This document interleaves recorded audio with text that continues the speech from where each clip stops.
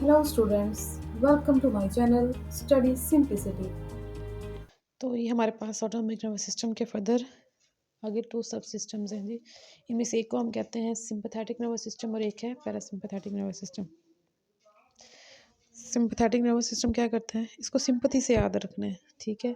तो ये एक्टिव कब होगा? It will be activated during any emergency situation. It will be active during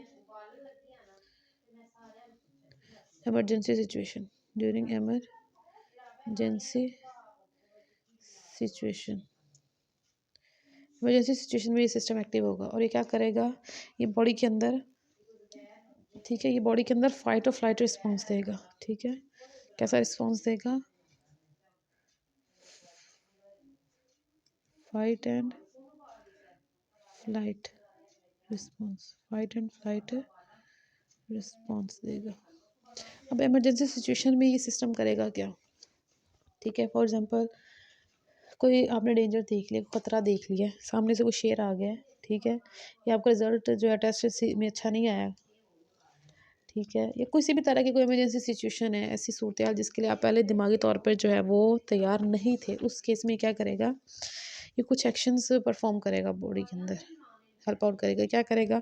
सबसे पहले तो ये आपकी हार्ट रेट को इंक्रीज़ कर देगा, ठीक है। तो इस सिस्टम के एक्टिव होते ही क्या होगा, आपकी हार्ट रेट इंक्रीज़ हो जाएगी। हार्ट रेट इंक्रीज़ होने के साथ साथ आपका जो डाइजेशन है वो स्टॉप हो जाएगी। इसके साथ साथ आपका ब्रीदिंग रेट इंक्रीज़, इसके अलावा आपके जो पिपल्स हैं आइज़ के अंदर वो डायलेट हो जाएंगे। ओके, तो हम लोग डिस्कस कर रहे थे कि सिंपैथेटिक नर्वस सिस्टम क्या करता है, किसी भी इमरजेंसी सिचुएशन के अंदर बॉडी के जो भी एक्टिविटीज़ हैं उनको इनिशिएट करवाता है। कौन कौन सी एक्टिविटीज़ को? हार्ट रेट इंक्रीज़ हो जाता है, डाइजेशन स्टॉप हो जाती है, ब्रीदिंग रेट इंक्रीज़ हो जाता है, पिपल्स डायलेट हो जाते हैं। ऐसा क्यों होता है? ताकि जो कंडीशंस हैं, जो भी स्ट्रेसफुल कंडीशंस हैं उनको अच्छे से कोप किया जा सके, उनको अच्छे से डील किया जा सके। अब वो सिंपैथेटिक नर्वस सिस्टम तो एक्टिव होगा जब सिंपैथी की ज़रूरत है, कोई टेंशन है, कोई स्ट्रेस है, कोई सडन ऐसा वाक़या हो गया जिसकी वज़ह से एक इंसान बिल्कुल जैसे ट्रॉमेटिक कंडीशन के अंदर आ रहा है। अब जो पैरासिम्पैथेटिक नर्वस सिस्टम है ये एक्टिव किस वक़्त होता है? ये एक्टिव होता है जब स्ट्रेस एंड हो जाता है। तो parasympathetic system it will be active it will be active when the stress will and when the stress will and जब स्ट्रेस ख़त्म हो जाता है, जब हमारी जो प्रॉब्लम है वो सॉल्व हो जाती है, कंडीशंस दोबारा से नॉर्मलाइज होना शुरू होती हैं, तो वो जो कंडीशंस नॉर्मलाइज हो रही हैं that are due to the parasympathetic nervous system. उस वक्त पैरासिम्पैथेटिक नर्वस सिस्टम सारी स्ट्रेसफुल कंडीशंस को एंड करता है और बॉडी की कंडीशंस को दोबारा से नॉर्मलाइज करता है। अच्छा, ये नॉर्मलाइज कैसे करता है, क्या क्या काम करता है? अब ये जो सारे काम यहाँ पे स्टार्ट हुए थे उसके ऑपोजिट आएगा, या जैसे यहाँ पे हार्ट रेट इंक्रीज हो जाएगी तो यहाँ पे क्या आएगा, heart rate will be normal, ठीक है। ब्रीदिंग रेट वो भी नॉर्मल हो जाएगा, ठीक है। Normal breathing rate, breathing rate पहले की तरह से नॉर्मल हो जाएगी। नॉर्मल ब्रीदिंग रेट कितना होता है, हम लोग चैप्टर नंबर 10 के स्टार्ट में पढ़ चुके हैं, 15 to 20 टाइम्स पर मिनट। और जब स्ट्रेसफुल कंडीशंस होती हैं या कोई आप बहुत ही एक्सट्रीम किस्म की फिजिकल एक्टिविटी कर रहे हो तो उस वक्त ये कितना हो जाता है, 30 to 40 टाइम्स पर मिनट। इसी तरह से अगर हम पीपल्स की बात करें तो वहाँ यहाँ पे डायलेट हो गए थे, तो यहाँ पे क्या आ जाएंगे, विल पीपल्स विल कॉन्ट्रैक्ट, ये कॉन्ट्रैक्ट होंगे और दोबारा से नॉर्मल की तरफ आएंगे। तो यहाँ तक हमारा जो है वो ऑटोनॉमिक नर्वस सिस्टम जो है वो कंप्लीट है। इस चीज़ को हम रिकॉल कर लेते हैं, कैसे हमने डिस्कस किया था।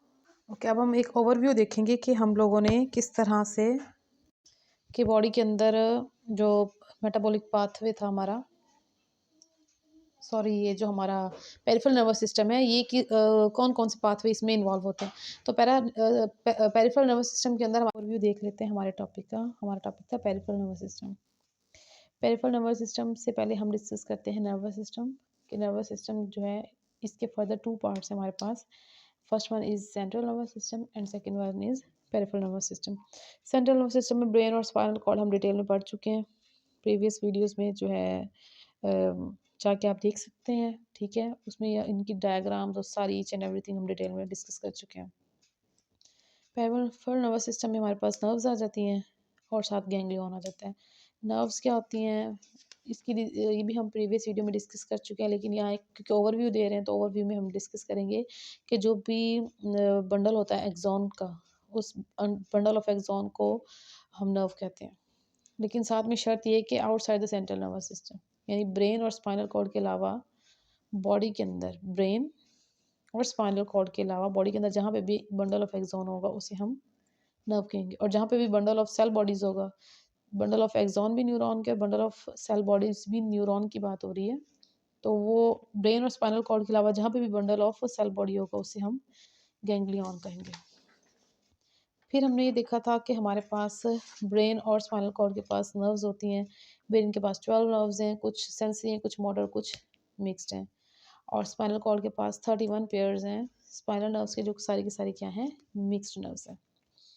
इसके अलावा हमने डिस्कस किया था कि ये चाहे वो ब्रेन की नर्व्स हों, चाहे वो स्पाइनल कॉर्ड की नर्व्स हों, ये सारी की सारी जो नर्व्स है दो तरह का पाथवे फॉलो करती हैं, एक सेंसरी और एक मोटर।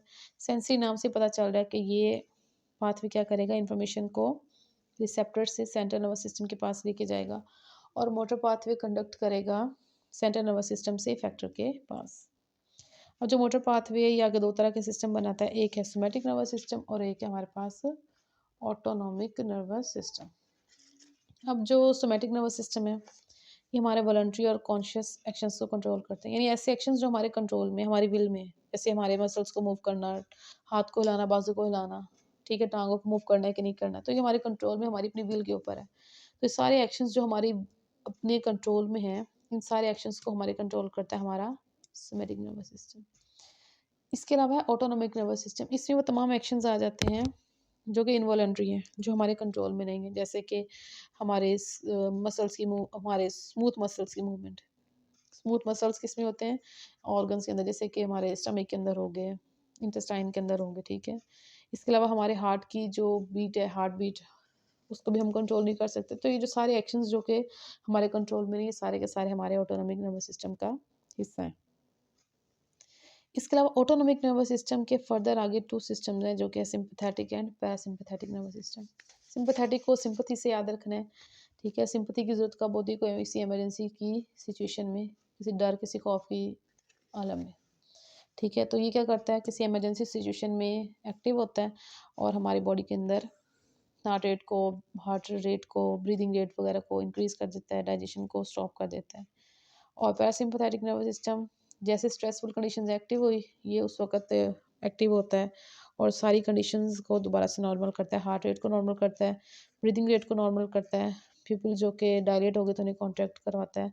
और अच्छा यहाँ पे था ना डाइजेशन स्टॉप, तो ये क्या करता है, डाइजेशन को प्रमोट करता है, डाइजेशन को प्रमोट कर देगा हमारा पैरासिम्पैथेटिक नर्वस सिस्टम, ताकि बॉडी की तमाम कंडीशंस दोबारा से नॉर्मलाइज हो सके। होप सो यहाँ तक आपको वीडियो इन्फॉर्मेटिव लगा होगा। अगर आपको वीडियो इन्फॉर्मेटिव लगा है तो इसको लाइक करें, शेयर करें और चैनल को सब्सक्राइब करें। जज़ाकल्लाह। Thanks for watching. Like and share this video and subscribe to my channel.